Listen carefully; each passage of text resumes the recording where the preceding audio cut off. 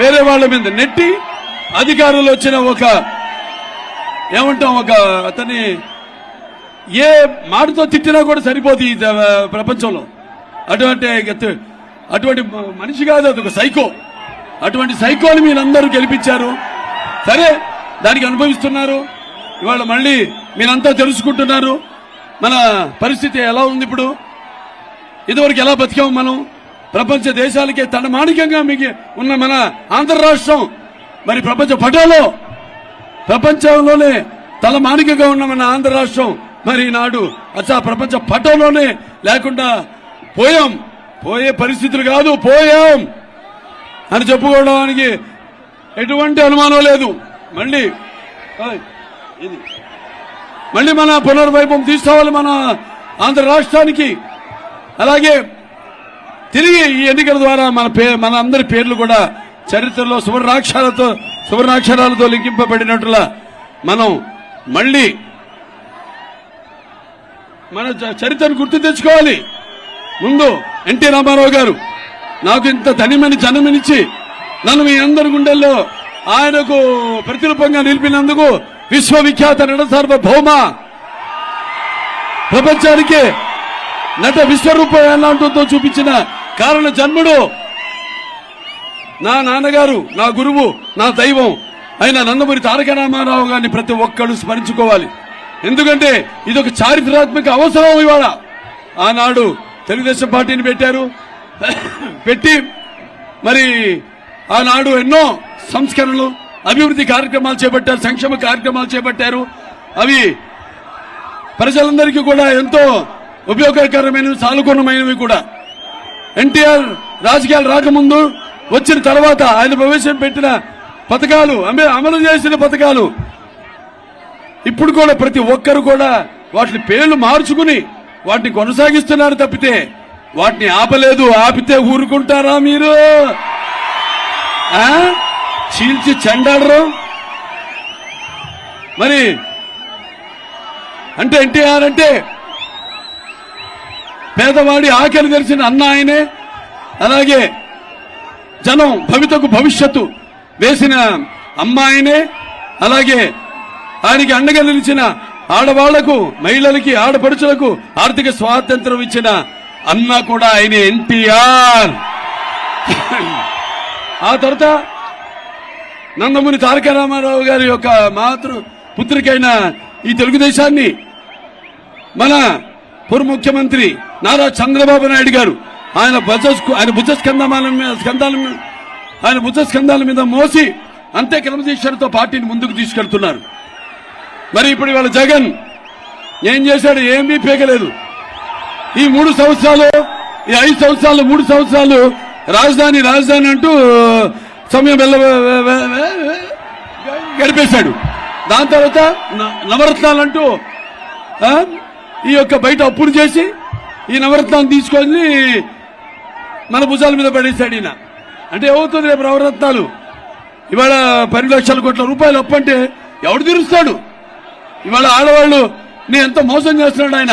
ఏదో బట్టలు వస్తే మీ ఖాతాలో డబ్బు పడుతుంది అన్నాడు. ముందేమో ప్రతి పిల్లలు ఎంతమంది ఉంటే ప్రతి పిల్లాడి పేరు మీద, ప్రతి ఆడపిల్ల పేరు మీద కూడా 15,000 రూపాయలు అన్నాడు. చివరికి ఒక బిడ్డకి ఇస్తున్నాడు. మరి అది ఎంత? 2,50,00,000 కోట్ల రూపాయలు.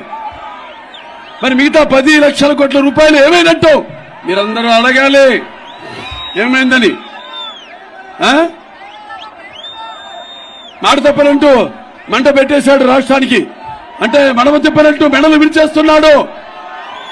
అలాగే ఈ యొక్క మద్యపాన నిషేధం అంటూ పేదవాళ్ల అన్నపానీయాలు మొత్తం తన ఈ యొక్క మద్యం ఆదాయంలో పోసేస్తున్నాడు. అలాగే జగన్ అన్నట్టు చలగల పీడిస్తున్నాడు. అలాగే మావయ్యనంటూ మనోభావాలు తగలబెడుతున్నాడు. అలాగే నవరత్నాలు అంటూ అందరి నడువులు నవనాడును కృంగదీస్తున్నాడు. నేనుంటే అంటూ, అవును నువ్వుంటే ఎంత క్రూరత్వం, ఎంత దగా మోసం ఉంటుందో నిరూపించావు. అలాగే దళితులకి అండగా ఉంటానని చెప్పి వాళ్ళ చావులతో తన ఆకలి కేకలు ఆర్పుకుంటున్నాడు.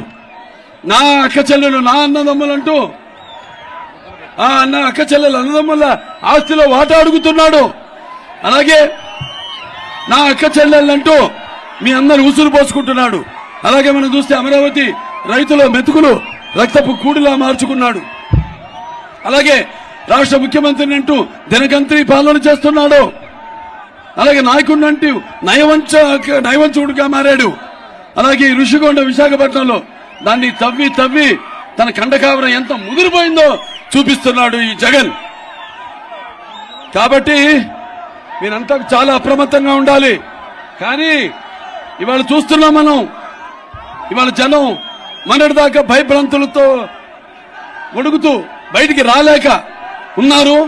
ఈనాడు ఎలక్షన్ నోటిఫికేషన్ వచ్చింది, అందరూ ఒక్కొక్కళ్ళు బయటకు వస్తున్నారు. అందరూ కూడా ధైర్యంగా ఇవాళ రేపు జరగనున్న ఎన్నికల్లో వైకాపాని మట్టి గెలిపించడానికి, వాళ్ళని తుదిమిట్టించడానికి, వాళ్ళని తరిమి కొట్టడానికి మీరంతా కూడా సంసిద్ధులై సుశిక్షితులైన సైనికుల్లా ఉన్నారు. గర్రవీకు జగన్, నీ సమయం దగ్గరికి వచ్చింది. నీ పొగరు నడుము విరిచే రోజు దగ్గరలో ఉంది. నీ అహంకార నరాలు తెగిపడే సమయం వచ్చింది. అలాగే నీ అణువణువులో నిండిన ఈ